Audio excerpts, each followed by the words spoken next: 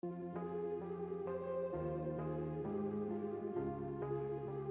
years, anyone who dared to dig into Jeffrey Epstein's world was mocked, silenced, or told to move on. The story, they said, was gossip, conspiracy, nothing but noise from strangers online. But after a fresh wave of leaked documents and buried messages clawed their way into the light, those questions came back louder than ever, and this time, they refused to be buried. Suddenly, whispers began circling names no one expected. People like Ellen, rumored in connection with dark, unthinkable dealings tied to the disgraced financier. Investigators combing through Epstein's private records described an inner circle that moved like a secret society, speaking in strange codes, hiding behind bizarre phrases, behaving in ways that felt staged and unnatural. Words like pizza, pasta, and especially jerky surfaced again and again in emails, not like dinner plans, but like signals passed in plain sight. Even lawmakers who reviewed the raw and censored files admitted the language was chilling, cryptic, and impossible to explain away. There was also a lot of language that appears to be coded regarding food. I wanted to let you know the crew really appreciated the pizza. Another email read, "This is better than a Chinese cookie, see attached. Let's go for pizza and grape soda again." This one talks about, yeah, that's the pizza. You mean radiating a soft glow with the look of bliss and excitement. There's one more, I think, in this list as well. "Sorry, I have no stomach for even the slightest aggro. I don't have the stomach for it for any drama, imaginary or real. I'm still fragile off the last one and scared of shadows." This is in response to some videos that were shared where Jeffrey Epstein himself says, "I watched all of these videos, don't send any more." And then Ghislaine is like, "I can't stomach any of this." What the fuck did you send that Jeffrey Epstein was like? One of the voices who refused to stay quiet was Anna Paulina Luna, who said the emails she reviewed were laced with coded language and references that appeared to involve minors. She insisted the phrasing wasn't harmless, wasn't casual, and didn't read like normal conversation. In her words, terms like jerky, when placed inside those messages, felt nothing like food talk. They sounded like signals hiding in plain sight. Later, a forensic analyst studying the same records stepped forward and warned that the patterns looked deliberate, the wording structured, the meanings masked. In his opinion, those strange phrases weren't innocent slang at all, but possible stand-ins for something far darker lurking beneath the surface. I'll give you another example here. Epstein sends a message to someone. She looks pregnant, reacting to a photo. And the client replies back to Epstein, "You mean radiating a soft glow with the look of bliss and excitement? Yeah, that's the pizza." I cannot be clearer than this, that this is a code word. It makes no sense in that context whatsoever. And this, on top of the example I gave you earlier, when his virologist gave him the medicine for having an erection, erectile dysfunction, I assume, or it could be even Viagra, and then told him to wash his hands, go have pizza and grape soda. That's been mentioned time and time again. You know, having adult men, successful men that are very health oriented, constantly talk about pizza and pizza with grape soda, which I've never heard before. Yeah, I've never heard of pizza and grape soda before this. I don't know if that specific combination was part of the whole Pizzagate thing, but it's definitely mentioned a lot because I saw that phrase, so I looked it up and was like, is this actually like in there multiple times? And it most definitely is. There's another one here. Have you seen the beef jerky mentions as well? There's an email here from Jeffrey Epstein. Someone else says, Francis has time to come tomorrow to show me how to make it. Jerky, anyone? He will also bring you a taste of his jerky recipe from the restaurant and sends a warm hello. He's working at a restaurant called Cook's. Wait for it, beef jerky and steak. Yes, time at 3 p.m. There's other emails of him talking about beef jerky. Another one here, Jeffrey Epstein sending it to Steve Hansen, saying, hope you're feeling better. Did we analyze the beef? Did we analyze the jerky? Now there's talks about jerky, referencing human meat. It could be for scientific research, could be something else that's even sicker. But there's more emails here talking about beef jerky. Have you had time to go through those? There's one here. Thank you so much. Super cool. IT guy setting up Surface right now. We are ridiculously excited, and beef jerky delicious. Thank you, Thanksgiving. So yeah. It is very. Now I've got all those emails saved. I'd actually had somebody send to me all of those to say, hey, would you check this out? So I have them. I have not read through all of them, but there's no shortage of terms that are phrased in a peculiar way. Muffin is another one. I've seen that a couple of times. I talked about when he says whoops. That seems to be in very sometimes he says that in very odd terms that seem like they're referring to somebody dying or getting So there definitely seemed Message after message mentioned jerky tucked into freezers, packed into insulated bags, rushed across town, and passed back and forth between Epstein and his closest allies. On the surface, the tone was relaxed, almost cheerful. But the details set off alarms that wouldn't stop ringing. Suddenly, rumors started circling names no one expected, and one of the loudest whispers landed on Ellen DeGeneres. For years, she'd been the bright smile of daytime television, kind, harmless, hilarious. Yet insiders and anonymous sources began claiming her name appeared far closer to Epstein's orbit than anyone imagined. One bizarre accusation, branding her Hollywood's most prolific cannibal, exploded online and fueled endless speculation about supposed ties to Epstein. Some claimed she introduced powerful figures, paved the way for private meetings, and helped keep conversations quiet. None of it has ever been proven in court, but the shock alone rattled fans who grew up trusting her familiar face. That's when people started revisiting old warnings, moments that once seemed small but now felt heavy. One example often cited was Justin Bieber, who years ago admitted feeling frightened, exposed, and unprotected as a young star. Back then, many dismissed it as burnout or pressure. Now, some wonder if he was sounding an alarm he didn't yet know how to explain, or feared no one would hear. I can't believe you got in that water. It was so cold, it was like 50 degrees. Look at you. So it's a beautiful video, so if you want to see the whole thing, it's gorgeous. Speaking of you in your underwear, let's talk about the paparazzi shot in Bora Bora. Okay. So you are obviously in a private bungalow. Yeah. And because usually we're all pretty good at spotting paparazzi. Yeah. They hide in boats and pretend to be fishermen, and we're like, you're paparazzi. I mean, we're pretty good at it. How did you not see that there was paparazzi there? Well, I just didn't see them. I think I wasn't really looking out for them either, so. Was there a boat, when you think back on it now, can you see where they may have been? Were yeah, they in a boat? yeah, they're definitely in a boat. Yeah. And how quickly after that was shot did you realize that happened? Did that go on wire right away? Yeah, it was pretty much like a couple days. It was like a couple days later, Scooter hit me. He was like, yo, I hate to tell you this, but penis is on the internet. I was like, what? How does it? And so then the first thing I saw was like the censored one, and it had like the black thing over it, and I'm like, oh my goodness. Like, I don't know what this is gonna look like, and then it wasn't as like bad as I thought it was gonna be. Yeah. It wasn't terrible. Well, I'm no expert, but I heard that it was good. I'm sorry. Yeah. Well, what amazed me, though, is that got so much attention, and I was in the bungalow next to you, and when I saw it, I was shocked. Yeah. And I don't know how people didn't see. I was right there. Oh my God. Yeah. That's funny. Yeah. That's funny. My hat! So there's a young woman in the background you can see in the bed. Yeah, I know. Is that your girlfriend? No, it's not. Just a girl that you were in Bora Bora with? Yeah. You just brought a friend to Bora Bora? Yeah. And you're just naked with your friend? Why are you putting me on the spot like this? Gosh. I mean, you can say, why can't you say you're dating somebody? I'm not dating anyone though. She's just a friend? She's just a friend. Wow. I have friends, I've never seen them naked like that. And they don't bring me to Bora Bora. Stop, you're making me blush, dude.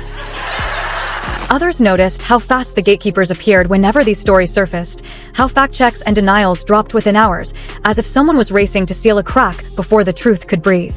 And then there was a chilling story that kept resurfacing, one that refused to fade. Back in 2009, a young model named Gabriela Jimenez reportedly collapsed outside a luxury hotel, sobbing and screaming that she had witnessed something terrifying involving wealthy, powerful guests. Witnesses said she looked shattered, frantic, desperate to be heard, yet the moment vanished from headlines almost as quickly as it appeared. For some, that memory became another uneasy puzzle piece, a haunting moment that suddenly felt far more sinister than anyone wanted to admit.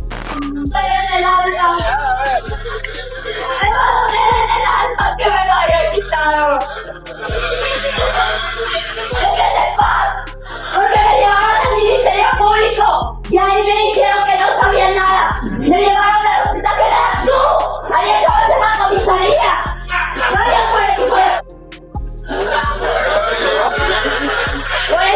mataron a Murillo. ¿A quién mataron? A la reina de Escocia, a la reina de Inglaterra, a las princesas y no Disneylandia. Mataron a mis hijos también por ese. También por ese. ¿Qué? Aquí va a venir mi madre. Tú dónde estás, están locos. Mataron a mucha gente. Huele a esa carne de humano. ¡Lárgate! ¡Comieron humanos! ¡Asquerosidad! ¡Comieron humanos! Yo no estaba enterada de nada. Que había, o sea, los asesinatos sí, pero que habían comido humanos. ¡Humanos! Huelen a carne humana. Me llevan. A mí no me llevan hasta que esto no se aclare. A mí no me llevan. Ustedes me estuvieron ahí. Fueron a sacar una copia para que me intentaran. No, suéltame. Suéltame. Suéltame. Another clip that refuses to disappear features Chrissy Teigen, who is often described as close to Ellen DeGeneres. In an old interview that keeps resurfacing online, Chrissy made a startling remark about being curious about eating human flesh if it were somehow consensual. The moment was awkward, tense, and strangely serious. When the host pressed her again, expecting a joke or a quick backtrack, she didn't brush it off or laugh it away. Instead, she leaned in and repeated herself, doubling down in a way that left viewers stunned and the internet buzzing with questions that still haven't faded. Actually, nothing I wouldn't eat or wouldn't drink or wouldn't try. If the person okayed it, I would eat a human. If you were at a very fancy restaurant and they were like a tiny piece of human meat. No. I think the only way you wouldn't try a tiny bite? No. Really? Absolutely not. Is that terrible? At the time, most people waved it away as shock humor. Hollywood thrives on edgy punchlines after all. But once the Epstein documents resurfaced, viewers started wondering why anyone would even go near a joke like that in the first place.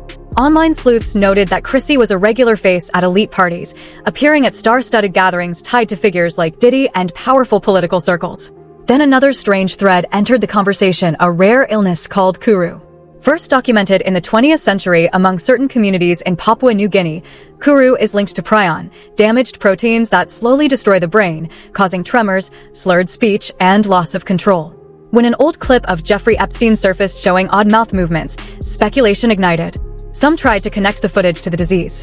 Doctors quickly cautioned that diagnosing a complex neurological condition from a few seconds of video is impossible.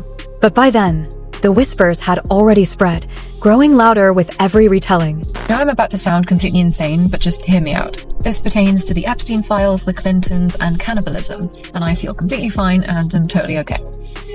Alright, let's do this. How do we know if someone is a cannibal? Well, they could have the kuru disease, which is a fatal neurodegenerative disease that spreads through eating brain tissue. It has a long incubation period, 10 to 30 years. Early symptoms are headaches, coordination issues, anxiety, and inappropriate laughter. Middle stage, severe tremors and shaking, loss of balance, and slurred speech. Late stage, inability to walk, dementia, and the forever sleep. Do you know of any elites rumored to have consumed human flesh? But I'm not accusing anyone of anything, this is just a fun little joke video. With truth in the mix, in Papua New Guinea they call human long pig. We just love to have fun here. No, the kuru disease has nothing to do with the Epstein files or anyone in them. Definitely not the Clintons. And I feel fantastic, so yeah. Supporters of these theories say it's never random when powerful figures vanish from public view behind vague health excuses. They argue that when elites suddenly retreat, it always leaves a shadow of questions behind. On one side, there are the real, documented crimes tied directly to Epstein, facts proven in court, victims who testified, evidence that cannot be erased. On the other side, there's a storm of viral rumors, extreme claims, and out-of-context clips swirling online, blending truth with speculation until it's hard to tell where reality ends and imagination begins. And right in the center of that chaos sit familiar faces from Hollywood and politics, especially when people start digging through the long history of whispers attached to some of these names. In August 2025, new allegations resurfaced, 5 years after the workplace scandal that shut down the Ellen DeGeneres show. This time, a former cameraman spoke to the Daily Mail and described what he called a tense, uneasy set filled with quiet fear. According to him, Ellen allegedly treated male staff harshly, cycling through employees so quickly that rumors spread behind the scenes. He claimed there were 9 different stage managers in a single season. "We felt like she didn't like guys," he reportedly said. He also described something the crew nicknamed the Ellen gaze, a look he said she gave when anger flashed across her face. Her eyes would narrow, cheekbones tightening, as if she were silently choosing her next target. To him, it felt like standing before a monarch deciding who would fall next. That was how intimidating he claimed she could be. At the same time, he insisted her wife, Portia de Rossi, was warm and kind to staff, yet he added a strange detail. If a male employee was seen laughing too freely with Portia, it allegedly upset Ellen. Crew members, he said, avoided sitting near her wife at events just to stay out of trouble. Even more curious, in late 2024, rumors spread that Ellen and Portia quietly left the United States after Donald Trump's election victory. Some outlets framed it as political. Others weren't convinced. When the story exploded online, Elon Musk reacted to a post hinting the move might have nothing to do with politics at all, suggesting it could be tied to old social connections with Diddy, who was facing serious legal battles. Records showed Ellen had once attended his infamous parties, and suddenly, every old photo felt like another unanswered question waiting in the dark. Tell me about your birthday party. Am I invited? Yes. Yes, you're definitely invited. I invite you to all my parties. You just haven't seemed to show up. No, well, is it on the East Coast? Yes. Well, that's why. Why don't you have one here on the West Coast? Because I work all the time. Okay, well, maybe I have one at your house. Where's that? Now, what time would your party start, let's say? Like 9:30. Really? That early? Yeah. I could make that. Yeah. But I could think of you of starting a party at like midnight. Like, what time will it go till? That's a different type of party. Uh-huh. It'll go from like 9:30 to like maybe 3 o'clock, 3 o'clock. And then, we have the top 2 floors of the hotel. Mm-hmm. And then it will carry on there? Yeah. Mm-hmm. Then the after party. Mm-hmm. No, I know about them. I'll listen to the music. By 2020, the storm around Ellen DeGeneres wasn't fueled by internet whispers anymore. It was coming from the very halls of her own studio. That summer, 36 former employees stepped forward and told reporters they had worked inside what they called a toxic environment hidden behind the bright lights and laughter. Their accusations were heavy, not vague complaints, but detailed claims of harassment, misconduct, and inappropriate behavior tied to 3 executive producers. The story detonated the moment BuzzFeed News released its investigation, sending shockwaves through daytime television. Soon after, NPR revealed an internal memo Ellen had written to her staff. In it, she apologized, admitting she had fallen short of the person people believed she was. But for many who had already spoken out, the damage felt permanent, and the apology sounded less like closure and more like the beginning of something far bigger unraveling. Season 18 of the Ellen DeGeneres Show. A new chapter. That's what Ellen promised today as she returned to her studio and spoke out for the first time about the controversy swirling around her. This summer, there were allegations of a toxic work environment at our show. And then there was an investigation. I learned that things happened here that never should have happened. She apologized and promised to do better. The truth is, I am that person that you see on TV. I am also a lot of other things. Sometimes I get sad, I get mad, I get anxious, I get frustrated, I get impatient, and I am working on all of that. I am a work in progress. And if I've ever let someone down, if I've ever hurt their feelings, I am so sorry for that. But one former Ellen producer isn't buying it. Hedda Muscat worked on The Ellen Show back in 2003. Phony, liar, hypocrite. That's my reaction. She's known about this for 17 years. She's created this culture. I was there from day one. We were all petrified of her. The deeper problem, some staffers said, wasn't just a few bad actors. It was the atmosphere itself, the invisible rules everyone felt, but no one dared to challenge. Several employees claimed there was no truly safe or private way to report concerns, that complaints seemed to vanish before they were ever heard. Others alleged senior figures quietly warned them to stay silent if they wanted to keep their jobs. Eventually, Warner Brothers, the studio behind the show, opened an internal probe. Executive producers were pushed out, statements were issued, damage control went into motion. But online critics asked a colder question that wouldn't go away.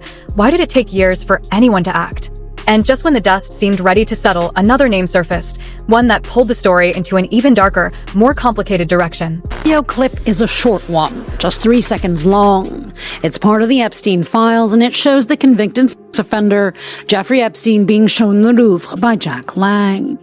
The 86-year-old former culture minister knew Epstein for years and used his car and his plane.